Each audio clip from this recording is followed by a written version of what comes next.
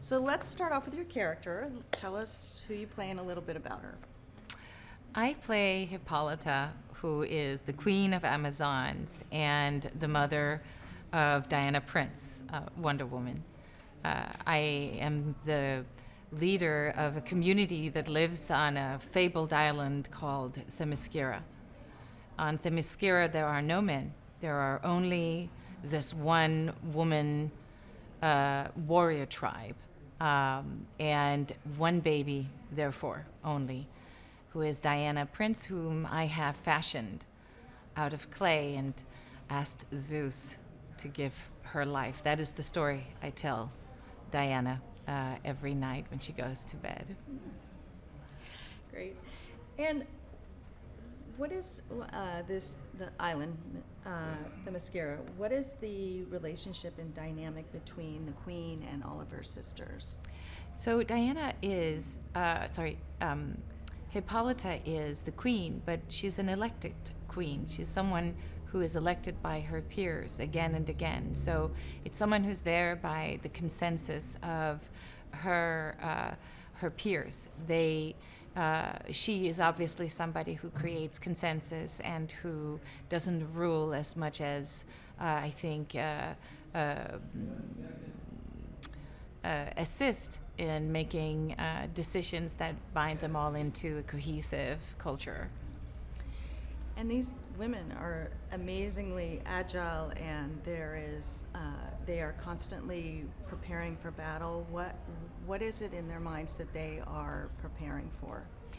I think it's a way of life. It's a way of life that is based on the discipline of the body, the discipline of being hunters as well, people who are able to provide themselves with their own food.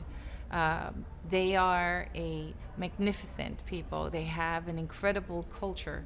They have stored the knowledge and wisdom of millennia and are as fierce in terms of learning ideas as well as they are of all of the other arts, whether they are culinary arts or whether they are martial arts. All of these arts are at the core of their culture, and as such, they're disciplines that they live by.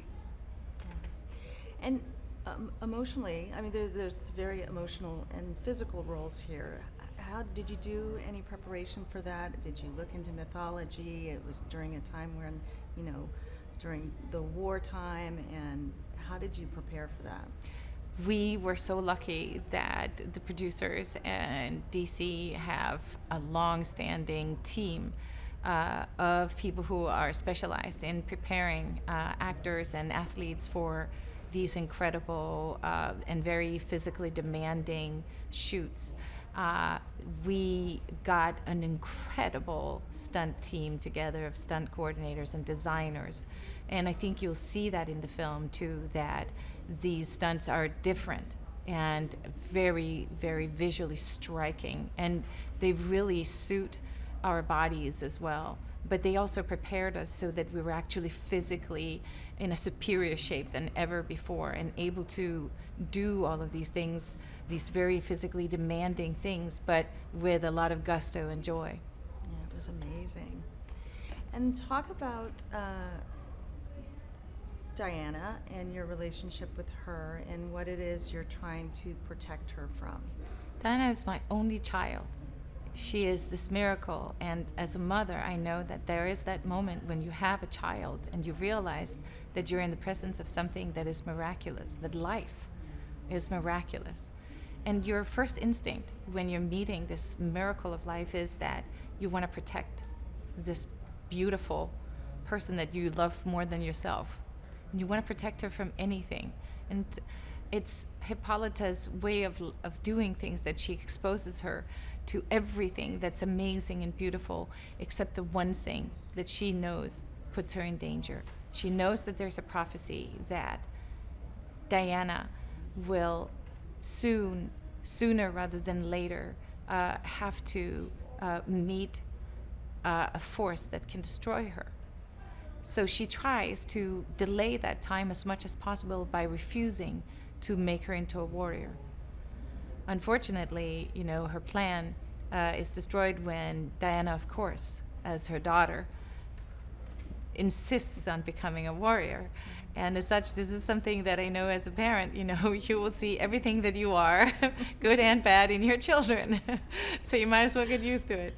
And so, her sister Antiope says to her, you can't, you're delinquent in your duties if you don't prepare your daughter for the inevitable fate that will come to visit her. You have to prepare her. And finally, Hippolyta sees reason. Also because I think she realizes there's no way of holding her daughter back from achieving her true nature. In fact, I think most parents should be aware of that. And so, she gives in.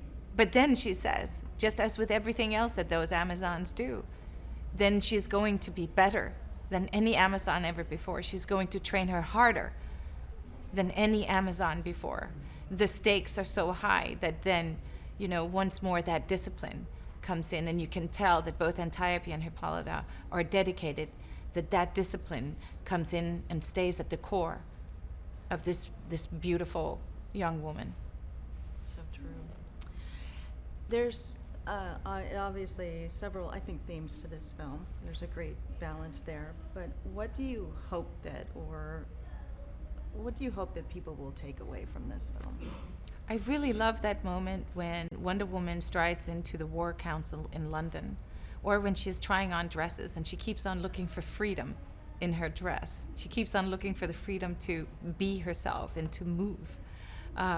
When she walks into that War Council, she's looking to find answers to help her fulfill her mission. She's there to do a job, a very important job for her. It's her cause. And she doesn't even realize that she's by her very virtue of being who she is not allowed to be in that room, which is of course preposterous because she is more powerful than any of the people in that room. I love that moment because I really feel that every woman, and I should say every young man as well, every person in this world has the potential of being something extraordinary if they can just really truly believe that they have the right to be in that room.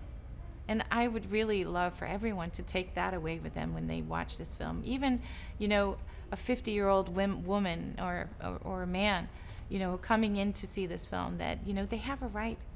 We have to all be reminded that we all have a right to be in that room.